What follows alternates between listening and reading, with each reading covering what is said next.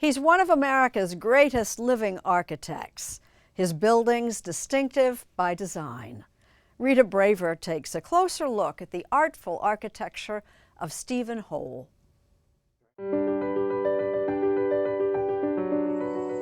Plenty of your buildings are sort of showstoppers from the outside. I hope not too many. They have to be better when you go in them.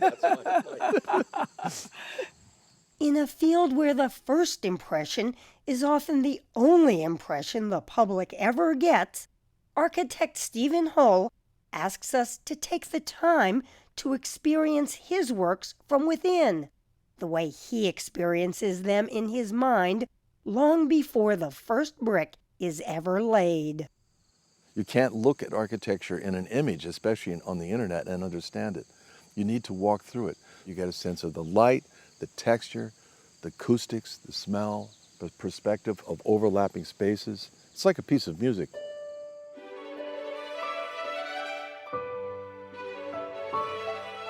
And the music of Steven Holl's designs never seems to repeat itself.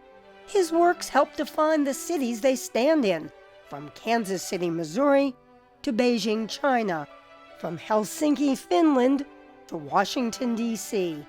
If there is one style that unites them all, it's the use of light, what Holl calls luminist architecture.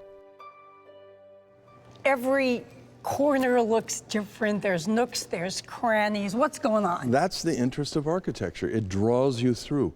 It's not a kind of grid of, repetitive, boring spaces. These curves are indices. Holl took us on a tour of The Reach, completed in 2019. It's an unexpected addition to Washington, D.C.'s Kennedy Center for the Performing Arts. I almost feel like when you walk into the old building, there's a sense, oh, this is going to be very grand. And when you walk into this space, you feel, this is going to be fun. Exactly. It's a big difference in mood. Yes, and that's intentional, because there's a certain pomposity that needs its anecdote. It's kind of the sassy little sister of buildings. That's right. A collection of contrasting, yet complementary forms, The Reach is reminiscent of Holl's personal retreat in New York's Hudson Valley, 2 hours north of his Manhattan office. Walk for 30, 40 minutes and not see another house or run into any noise or traffic. That's a special moment. Holl has used his 30-plus acres to build a series of structures, including tiny jewel boxes where his imagination can take flight, such as this simple hut where he paints.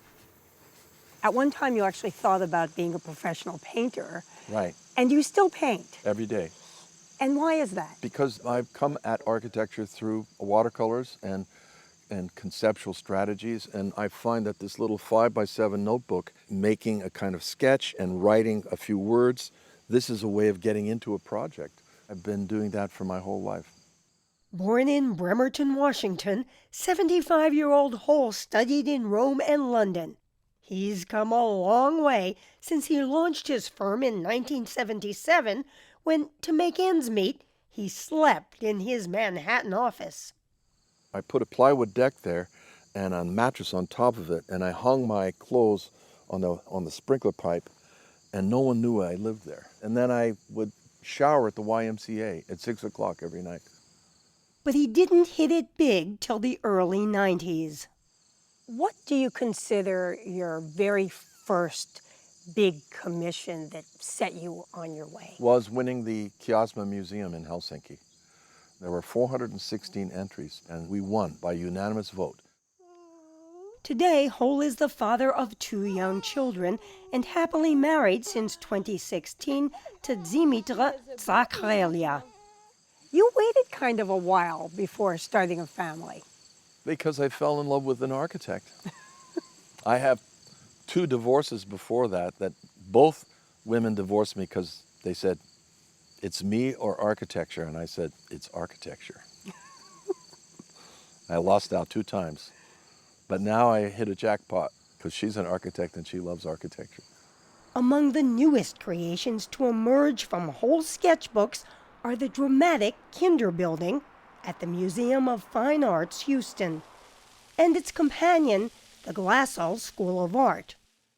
Museum director Gary Tintereau shepherded the nearly $500 million project to completion. Steven Holl buildings are not known to be what you go for if you're looking to be on a shoestring budget. They're expensive buildings. Yes, but not extraordinarily expensive. There's something very clever and economical about Steven Holl and Company's vision for architecture. It's much more about space than it is about luxurious materials. They want to have these large spans, these big open spaces, using humble materials like concrete, and sometimes they're at the outer limits of what we can achieve. And for architect Steven Holl, there's delight in not knowing the limits of what will come next. The joy is immeasurable. The joy from the creative act, that's the most exciting thing that can happen. And I don't even know where it all comes from. It just happens very quickly.